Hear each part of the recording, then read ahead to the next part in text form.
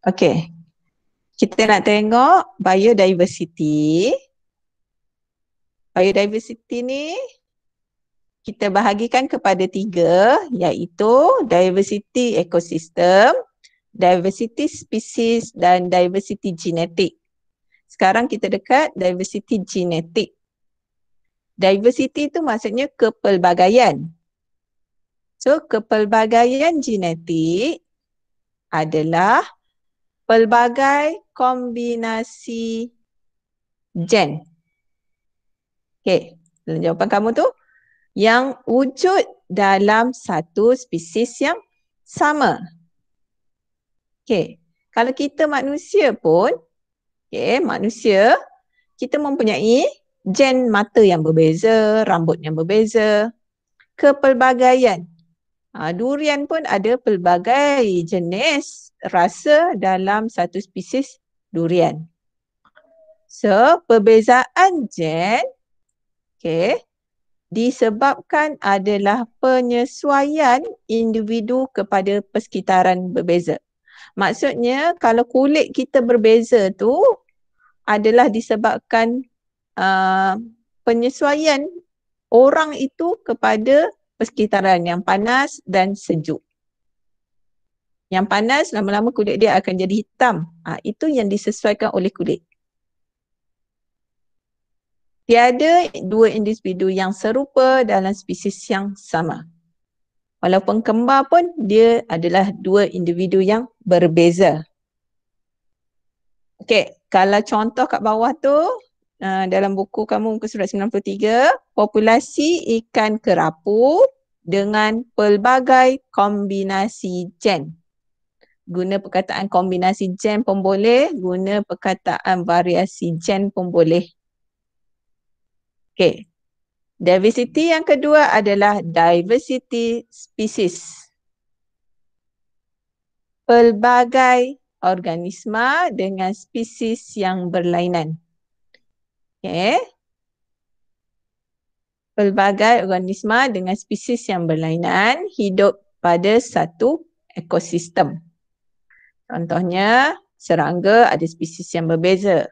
Ekosistem hutan ada spesies pokok yang berbeza. Laut ada spesies yang berbeza juga. Okey.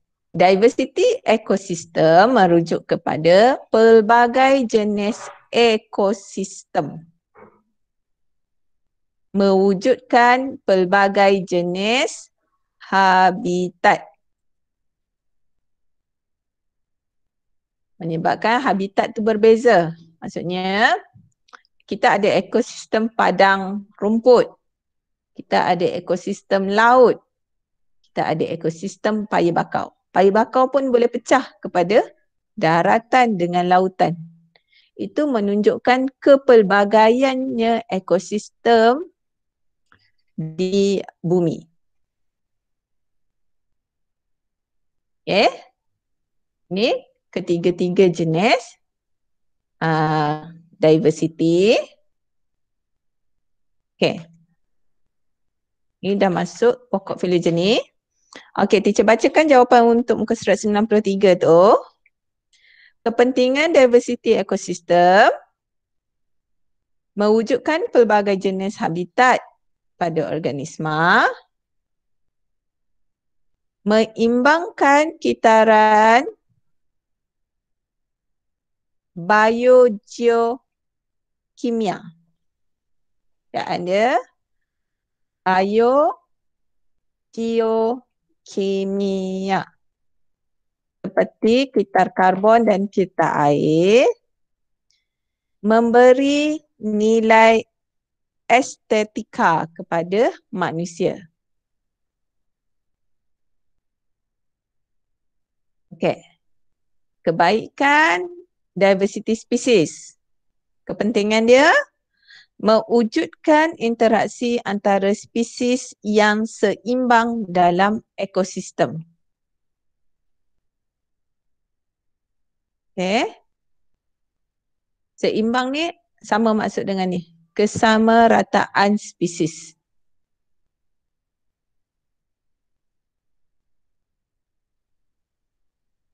Okey, kepentingan diversity genetik. Okey, mewujudkan spesies yang mempunyai kombinasi gen yang berbeza, membekalkan sumber penyelidikan kepada manusia, meningkatkan variasi dalam spesies, meningkatkan kemandirian spesies. Kita nak masuk pokok filogeni. Pokok filogeni ni dia bermaksud urutan sejarah evolusi sesuatu spesies. Okey.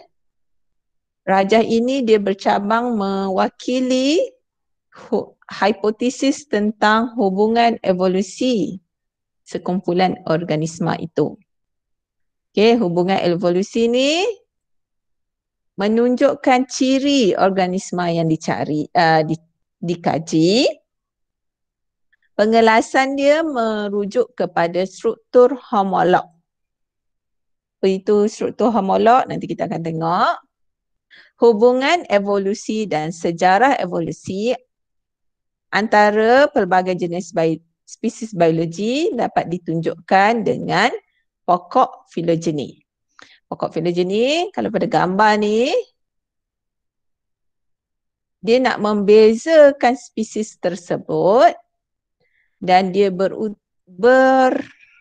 berhubung kait dengan evolusi kepada organisma. Evolusi itu maksudnya macam bagaimana ciri organisma itu berkembang dalam jangka hayat dia. Okey, struktur homolog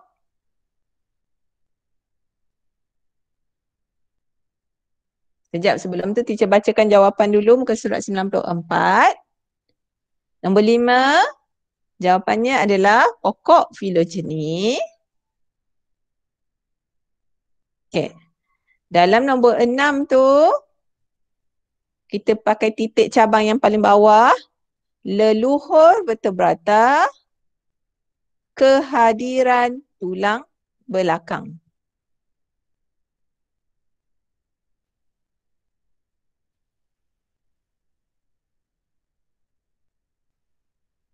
Leluhur mamalia ke atas, kehadiran plasenta.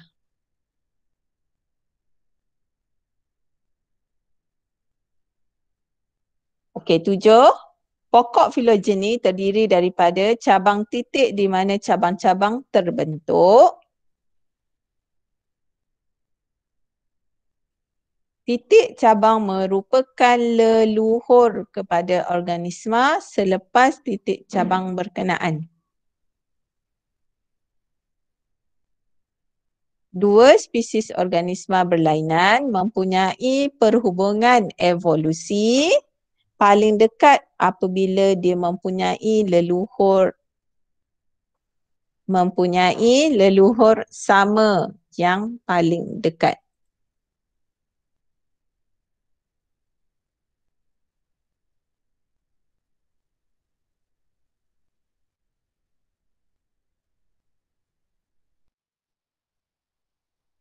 Okey, ini merupakan struktur homolog.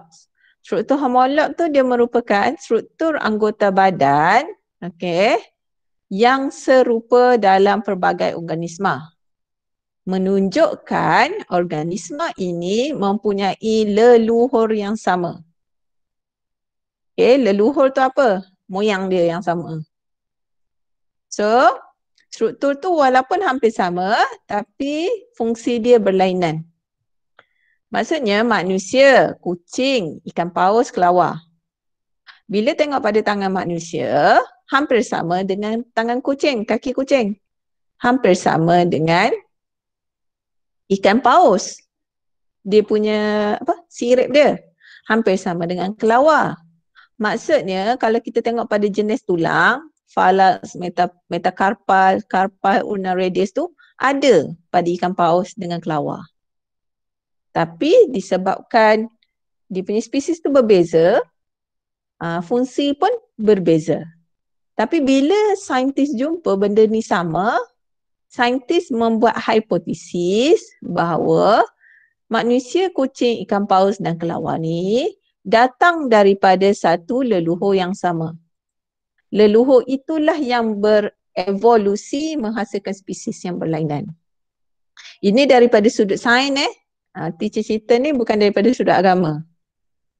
Maksudnya sebab itulah kalau kita baca yang kata manusia ni leluhur daripada monyet, menunjuk dia sebab dia datang daripada struktur homolog ni. Apabila dikaji, manusia dengan monyet tu mempunyai struktur tulang yang hampir sama. Okay? So, kalau untuk tumbuhan pula. Tumbuhan secara kajiannya datang daripada alga. Leluhur yang paling, moyang dia yang paling lama-lama. So, semakin berkembang, dibezakan dengan ada tisu vaskular dengan tiada tisu vaskular. Tisu vaskular tu flora dengan xylem. So bila satu yang tiada tisu vaskular tu adalah lumut pula. Lumut sahaja. Ada tisu vaskular dipecahkan, dibezakan dengan cabang biji benih. Tanpa biji benih dan ada biji benih. Yang ada biji benih pula dipisahkan dengan kehadiran bunga. So ini adalah 4 kumpulan utama tumbuhan sekarang. Okay. So kepentingan biodiversity kepada alam sekitar dan manusia sebagai sumber makanan, ubat-ubatan, penyelidikan, keseimbangan alam sekitar, ni yang kitar karbon, kitar air, kitar oksigen, tempat rekreasi dan penyelidikan saintifik. Okey. Di Malaysia, kita ada pemeliharaan in situ dan ex situ. In situ maksudnya pemeliharaan haiwan di tempat itu juga. Di tempat di mana habitat asal. Maksudnya macam dekat Pegandah untuk gajah, so dia menggunakan habitat hutan yang sama. Taman Negara, Penyu. Pemeliharaan ex situ Malaysia, di Malaysia, maksudnya haiwan itu dia dibawa keluar daripada habitat asal dan dipelihara ataupun dipelihara di tempat yang baru. Contohnya macam ni akuaria. Ikan-ikan dalam akuaria ni dijaga tapi bukan habitat asal. Taman botani. Okay, taman herba. Semua herba-herba atau pokok-pokok itu ditanam tapi bukan habitat asal. Sama juga dengan zoo. Okey. Itu saja untuk yang hari ini. Praktis formatif muka surat 8.2. Terangkan diversity ekosistem, spesies dengan genetik. Apakah tujuan ahli biologi menggunakan pokok filogeni? Peranan anda dalam memelihara biodiversity Malaysia dan 2 kepentingan biodiversity terhadap manusia. Okey, latihan buku teks ni teacher nak tekankan bahawa dia penting. Semua latihan dalam buku teks walaupun kamu boleh dapatkan jawapan dia, dapat jawapan dia bagus. Tapi ingat bila kamu tak buat, kebanyakan soalan ataupun rujukan pembina soalan adalah daripada buku teks. So buku teks kamu adalah sumber utama untuk budak SPM kan tahun ni. So kena buat latihan ni, dapatkan jawapan. Jangan salin je.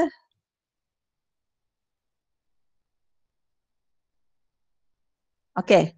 Setakat ni ada soalan? Buku panjang teacher untuk latihan bio. Sebab teacher tak minta kan. Kau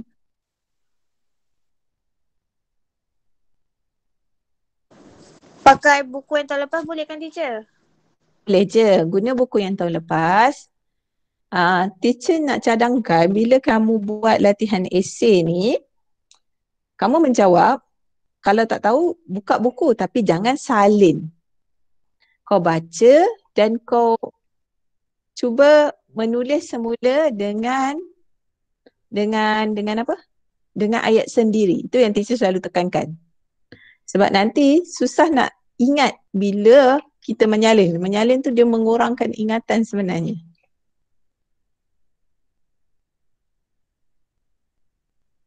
Okey, itu saja untuk hari ini.